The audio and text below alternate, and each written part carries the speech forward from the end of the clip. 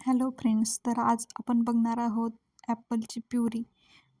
लहान बाळांना कशी द्यायची ते रेसिपी आज मी तुम्हाला सांगणार आहे. माझं 7 महिन्याचं बाळ आहे, त्यासाठी मी ॲपलची प्युरी कशी करते ते बघा. मी अर्धा सफरचंद घेतला आहे, त्याची वरची साल काढून आतल्या बिया काढून घेतल्या आहेत. त्यानंतर त्याचे छोटे छोटे आपण तुकडे करून घेऊया.